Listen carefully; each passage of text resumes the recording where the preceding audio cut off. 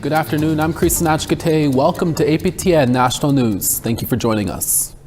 Prime Minister Justin Trudeau attended the final day of the Assembly of First Nations meeting in Ottawa. A couple of federal party leaders also attended. They were pressed on various issues ranging from deaths by police to residential school denialism. Bloc Québécois leader Yves-François Blanchet was even called out by the chief of the Kahnawake Mohawk Nation. APTN Savannah Craig has the story. I have been across this country and I've met with many mothers who are losing their children to your policing. A group of mothers, including Martha Martin, confronted Prime Minister Justin Trudeau at the final day of the Assembly of First Nations in Ottawa. Martin lost her daughter Chantel Moore during an interaction with police. How many more of our people have to die at the hands of your police? Her son died 5 months later while in police custody. Mothers are tired of burying their children. Martin and other mothers asked Trudeau to meet with them and to do more to end the death of First Nations people during interactions with police. Every day I wake up knowing that I'm never, ever going to see my son or talk to him. And his last words were, "I don't want to die. I don't want to die. They killed my boy." The crowd stood in solidarity with the mothers, cheering them after they shared their stories. Trudeau says his government will continue to address systemic racism and colonialism that exists within institutions in Canada. No mother should ever have to bury her child, let alone 2 children. We will support the path forward that you see to make sure we create a world in which no mother has to grieve her child. Other prominent issues brought forth to the Prime Minister and his ministers is criminalizing denialism of residential schools and unmarked burial sites. Denying or minimizing these atrocities is a direct insult to survivors, families, and communities who continue to live with intergenerational trauma caused by these institutions. The government did not directly respond to this. Chief of Kahnawake Victor Bonspiel demanded an apology from the feds over the 1990 Oka crisis. We would like an open apology, unwritten apology, that you sent your army to attack our nation. Other federal party leaders gave remarks at the AFN, including New Democratic Party leader Jagmeet Singh, who says he wants to see the Red Dress Alert System pilot project expanded. I think the Highway of Tears in BC would be a very logical next step to get the pilot project expanded. This year's AFN did not go without frustrations from chiefs towards Canadian leaders. Bloc Québécois leader Yves-François Blanchet was called out by Kahnawake Grand Chief Cody Daibo. I welcome you to Kahnawake and we can have a conversation about what our relationship should be and how your people can start packing up. Savannah Craig, APTN National News, Ottawa. APTN News has learned that the Grand Chief of the Southern Chiefs Organization in Manitoba was sent to hospital earlier this week after a fight outside of a bar in downtown Ottawa. The incident took place just before day 1 of the Assembly of First Nations Special Assembly in Ottawa. According to multiple sources, Daniels and 2 band councillors from a First Nation in Manitoba were involved. At this point, it's not clear if Daniels is still in hospital. One chief close to Daniels refused to answer questions about the incident. APTN has confirmed that Lake Manitoba First Nation Chief Cornell McLean is now the acting SCO Grand Chief. McLean, when reached via text, offered no comment, but did confirm he is acting Grand Chief for, quote, a very short term. Ottawa Police told APTN News it does not confirm incidents by names, but confirmed they were called to an address in Ottawa's Byward Market area for a disturbance at 2:30 a.m. on Tuesday morning. A man was transported to hospital with non-life-threatening injuries. Repeated calls and emails to SCO Communications have not been answered. You can find more on this story on our website at aptnnews.ca. Leaders from the Fort Chipewyan community are also in Ottawa this week. They talked with the federal government on how to fix the contaminated dock they say is posing a health risk to residents. APTN's Chris Stewart spoke to Athabasca Chipewyan First Nation Chief Alan Adam on how the talks went. Back in October, the Fort Chipewyan Métis Nation, the Mikisew Cree, and Athabasca Chipewyan First Nations revealed that a federally owned dock known as the Big Dock had been contaminated with toxic hydrocarbons, arsenic, and metals that were above safety standards. This was from a 2017 risk assessment that also said that the contamination would not be a health issue for humans unless the water or groundwater was ingested within 60 feet of the dock. But the members there have been using land near there for harvesting plants and recreational use. The women, the family members, mothers, and everything are worried because of the fact that the kids go swimming down at the dock. The community uses the dock 8 months out of the year when they go out to the land, into the bush. They launch their boat from those areas. Councillor Tammy Tuckerow, President Kendrick Cardinal, and Chief Alan Adam flew from Northern Alberta to Ottawa and spoke Tuesday to a federal standing committee on transportation, infrastructure, and communities to communicate how important it is to deal with the cleanup of the dock and area. The dock is vital to evacuation efforts in case of wildfire. It was one of the main goals to get that on the agenda and making sure that, we from the community have a safe passage out of the community, but also to deal with some of the contamination that is there that were found, that the findings are unfortunately are there, and we have to deal with that as well. Chief Adams says that Transport Canada has been hiding several studies of the dock since 1997. We're talking with the federal government, and we're making sure that they're accountable for these actions, and that Transport Canada will, be held accountable and will come to the community and remediate the dock itself, because that has to be fixed up, for us to continue moving forward. Adam believes the government will now be quick to act on undoing the damage done. I'm quite optimistic on that notion alone, because there's going to be special equipment and machinery coming in, and it's going to be hauled into the community, and it's just not going to happen overnight. And if we're going to do it, we're going to do it properly. In a statement to APTN, the Minister of Transport's office said, Minister Anand spoke to the First Nations to hear their concerns directly in response to the concerns raised by the First Nations. Transport Canada will accelerate work to remediate the uplands portion of the land and will work collaboratively with the First Nations to update the 2017 risk assessment for the in-water contamination. An updated risk assessment will inform next steps with regards to remediation. Chris Stewart, APTN National News, Edmonton. Saskatchewan RCMP say they are looking for 2 men who are connected to a homicide in the White Bear First Nation earlier this week. On Tuesday morning, RCMP received a call of an injured person at a residence in White Bear. When the officers arrived, they located the body of a 33-year-old man from Coronach who has been identified as Talon Lone Thunder. RCMP are now looking for 22-year-old Jeremy Whitebear, who has been charged with second-degree murder, and 26-year-old Dwayne Maxey, who has been charged with manslaughter. Both suspects are from White Bear First Nation. White Bear is 5'10", 160 pounds. He has brown eyes and black hair and has multiple tattoos, including a cross on the side of his face and the word "faded" on his forehead. RCMP say there is no imminent risk to the public safety. If you do see White Bear or Maxey, you're asked to contact RCMP or Crime Stoppers. We're always looking for your feedback or story ideas. Here's how you can continue the conversation. If you have a story you want to share, send us an email to news@aptn.ca. To read and watch our stories, go to aptnnews.ca. And you can also find us online on your favorite social media sites, including TikTok, YouTube, LinkedIn, and X. Follow APTN News to join the conversation and see our latest stories.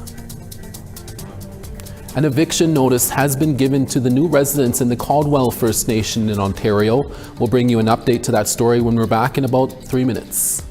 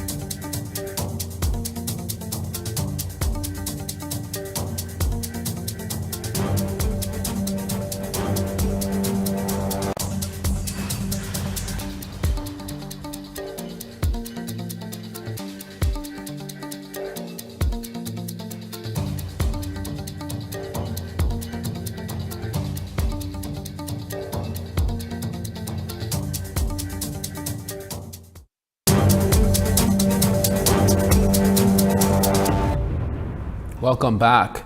The death of a man in Alberta late last month in the community of Pine Creek has been ruled Calgary's 16th homicide of the year. Although police say the details around Louis Trace Shot Both Sides' death are convoluted, his girlfriend is speaking out in hopes of finding answers about how and why he died. CTV's Tyson Fedor reports. Gracie Black Rabbit is left pondering a future she thought she had with her boyfriend Trace Shot Both Sides.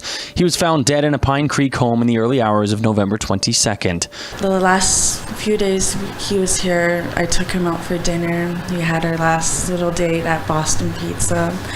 And, you know, he was a guy that I can talk to and confide in. Police were called to the 100 block of Creekstone Drive Southwest around 2:40 a.m. for a person in medical distress. That's where they found the 26-year-old dead at the scene.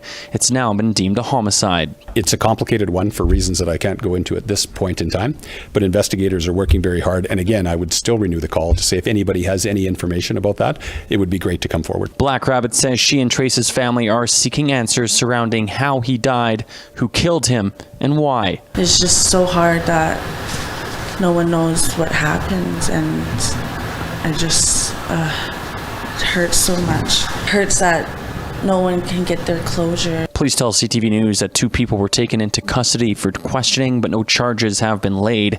Police will not say how Shot Both Sides died. For loved ones, Black Rabbit says that her boyfriend was also a young dad to a little boy who no longer has a father. Just seeing him here, and he would always talk about his son, and he really loved his son so much, and now that he's gone, I'm just really feeling for him and his family.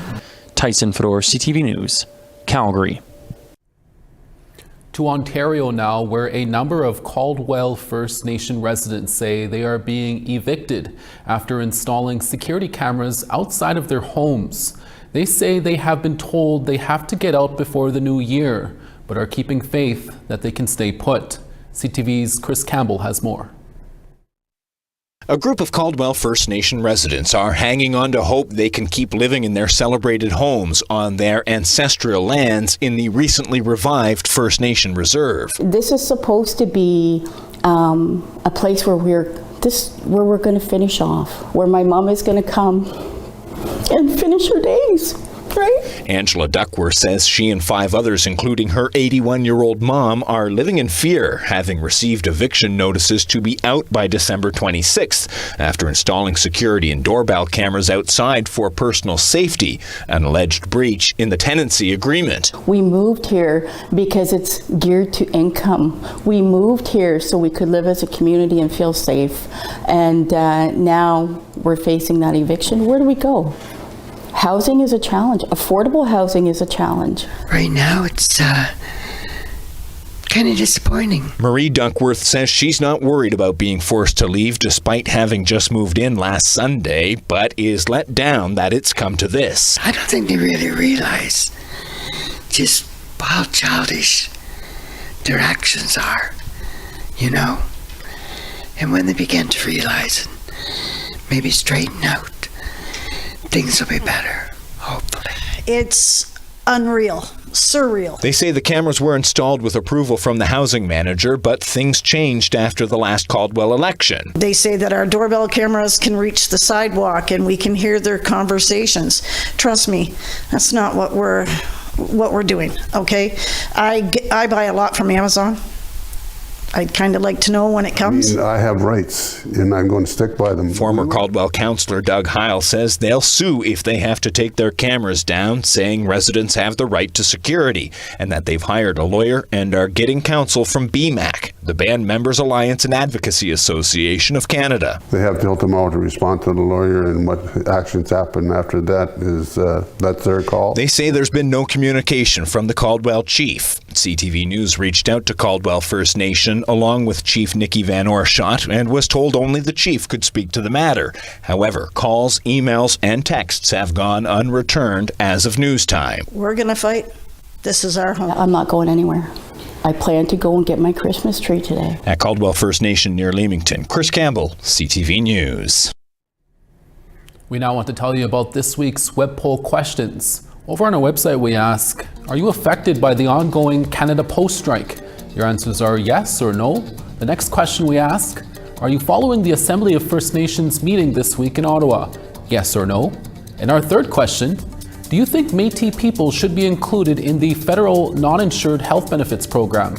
Yes or no. Have your say at www.aptnnews.ca. We will announce the results next week.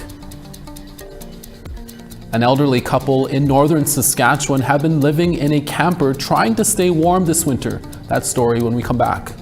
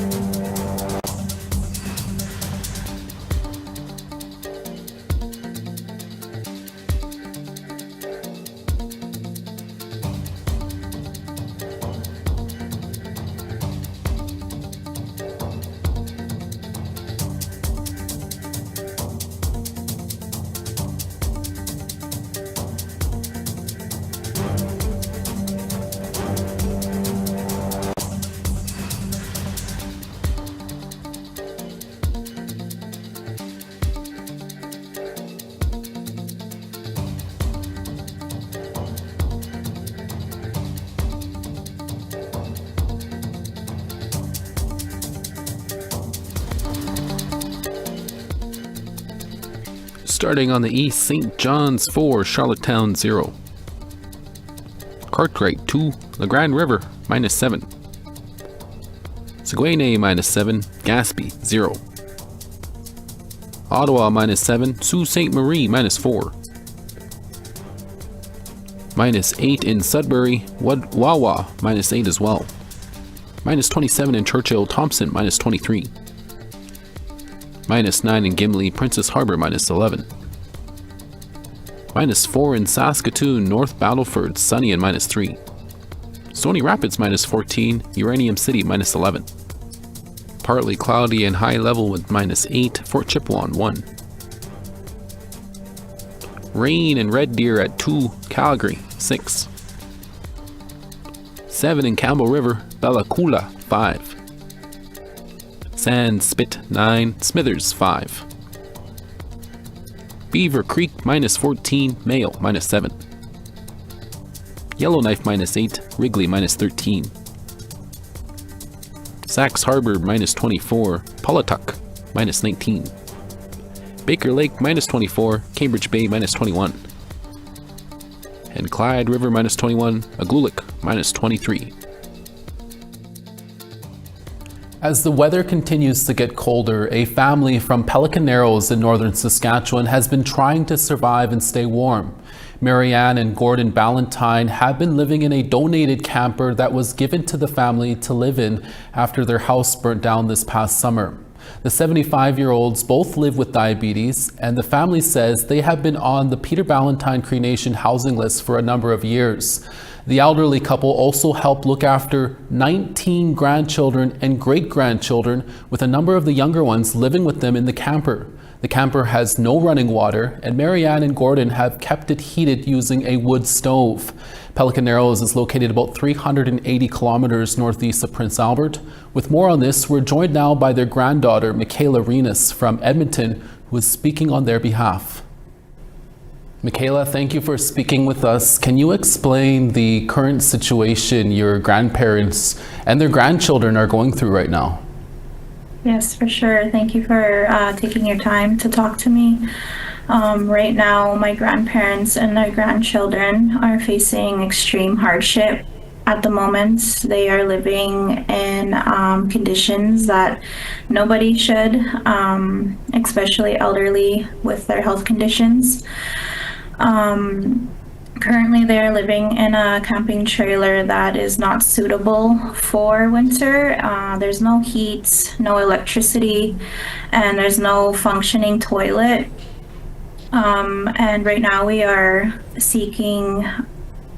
desperately seeking support to ensure that they can live with some dignity and safety. You and the family also worry a lot because of their current age and their health condition. Can you talk a little bit more about that?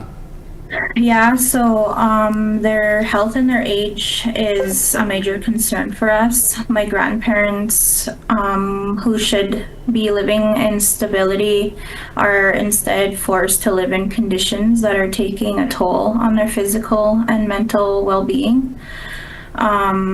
Their health issues are worsening due to the stress and cold and the lack of basic needs. And not anyone, like no one should be living like this, especially our elders. So, yeah. Can you explain what happened to your grandparents' home earlier this summer? Yes, so this past summer their house burnt down, and that left them with nothing. They had no place to go, and they were living in tents. And before the camper trailer was brought to them, that's what they were doing, was living in the tents and living with I think it was a family member's I guess girlfriend. I'm not quite too sure, but that left them vulnerable, and so the the trailer was brought for a temporarily I guess shelter, and this trailer is not equipped for winter. There's no water, no heat, electricity, and there's not even a way to use the toilet. And so this makes it very difficult for them to live a normal life. And it's really heartbreaking to see them suffer like this, especially now that winter's here. Michaela, what is your message to Pelican Narrow's leadership, but also the Prince Albert Grand Council in this matter, and what do you think needs to be done? Yeah, so to the Pelican Narrows leadership and the Prince Albert Grand Council, I'm pleading with you to take a step in immediate action. My grandparents and their grandchildren cannot endure these conditions any longer. They need a safe place to be staying in, somewhere warm, and even something that is functional to even live in. Our elders are the heart of our community, and leaving them in this state of neglect is unacceptable. And we need transparency, accountability, and immediate action to ensure that they're not left behind. And finally, Michaela, on top of all of this, you worry again because the previous chief has asked for help earlier this year from both the Prime Minister and the Premier because of the ongoing violence and drugs there. Mm-hmm. Yeah, so the broader challenges in our community, such as like the violence, the drugs, it adds a layer of worry. The systematic issues make it hard for families like mine to get the help that they need. It feels like there's no sense of safety or urgency to address these problems. We need leaders at all levels, local, federal, provincial, to come together to create a real change. And without action, families will continue to suffer and the cycle of hardship will persist. Well, Michaela, we'll have to leave it there. I thank you for speaking with us, and definitely keep us updated if you hear anything following this. Yes, thank you. APTN News has reached out to the Peter Ballantyne Cree Nation regarding the elderly couple, and we have yet to hear back. That's your daytime newscast for this Friday, December 6th. Dennis Ward is back for your evening newscast with more stories. Make sure to join us then. From everyone at APTN National News, hi miigwech, masicho. Thank you for watching. We'll see you again. Ekse.